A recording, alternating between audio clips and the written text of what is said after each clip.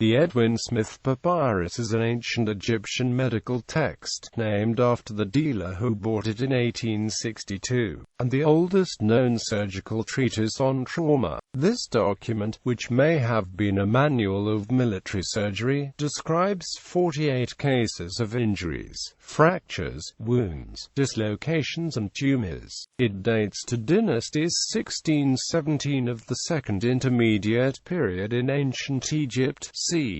1600 BCE. The Edwin Smith Papyrus is unique among the four principal medical papyri in existence that survive today, while other papyri, such as the Ebers Papyrus and London Medical Papyrus, are medical texts based in magic. The Edwin Smith Papyrus presents a rational and scientific approach to medicine in ancient Egypt, in which medicine and magic do not conflict. Magic would be more prevalent had the cases of illness been mysterious, such as internal disease. The Edwin Smith Papyrus is a scroll 4.68 meters in length.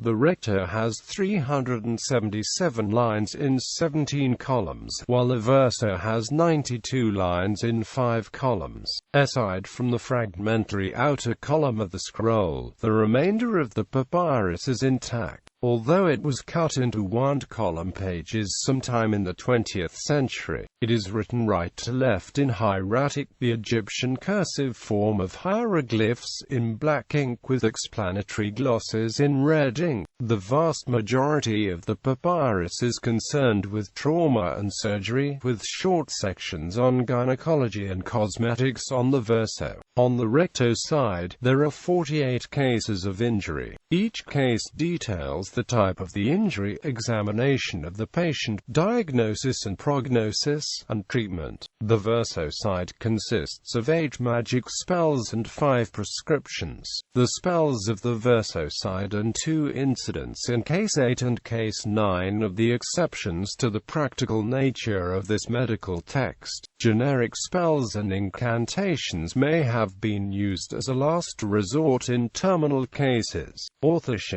Authorship of the Edwin Smith Papyrus is debated. The majority of the papyrus was written by one scribe, with only small sections copied by a second scribe. The papyrus ends abruptly in the middle of a line, without any inclusion of an author. It is believed that the papyrus is an incomplete copy of an older reference manuscript from the Old Kingdom, evidenced by archaic grammar, terminology, form and commentary. The text is attributed by some to Imhotep, an architect, high priest, and physician of the Old Kingdom, 3000 to 500 BCE. Procedure. The rational and practical nature of the papyrus is illustrated in 48 case histories, which are listed according to each organ. Presented cases are typical, not individual. The papyrus begins by addressing injuries to the head, and continues with treatments for injuries to neck, arms and torso, detailing injuries in descending anatomical order like a modern anatomical exposition. The title of each case details the nature of trauma, such as practices for a gaping wound in his head, which has penetrated to the bone and split the skull. The objective examination process included visual and olfactory clues, palpation and taking of the pulse. Following the examination of the diagnosis and prognosis, where the physician judges the patient's chances of survival and makes one of 3 diagnoses: an ailment which I will treat, an ailment with which I will contend, or an ailment not to be treated. Last, treatment options are offered. In many of the cases, explanations of trauma are included to provide further clarity. Among the treatments are closing wounds with sutures, bandaging, splints, poultices, preventing and curing infection with honey, and stopping bleeding with raw meat.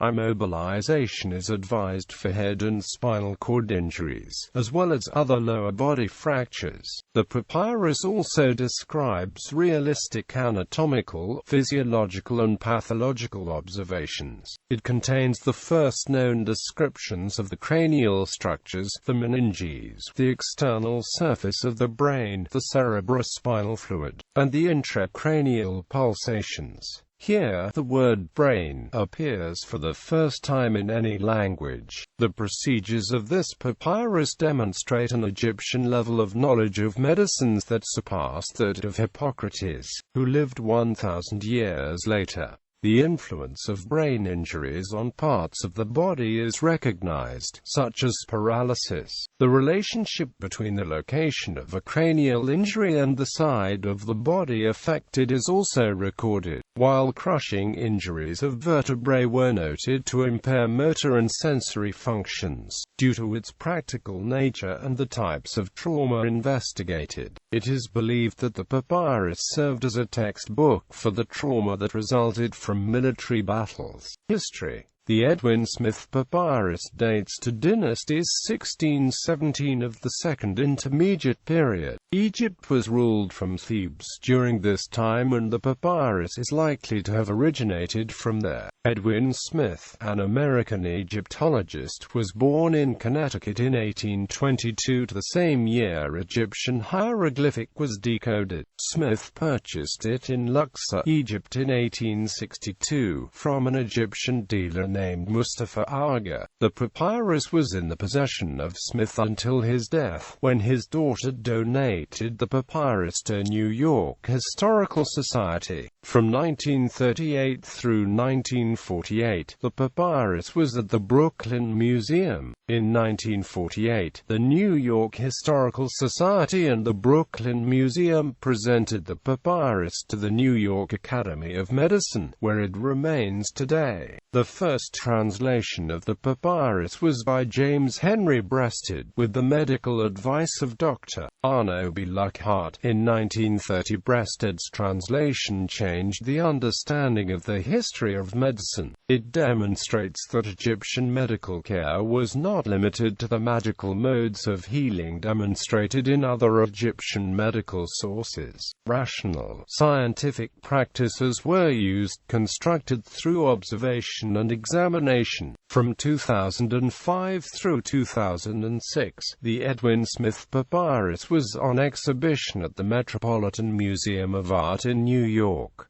James P. Allen, curator of Egyptian art at the museum, published a new translation of the work, coincident with the exhibition. This was the first complete English translation since Breasted's in 1930.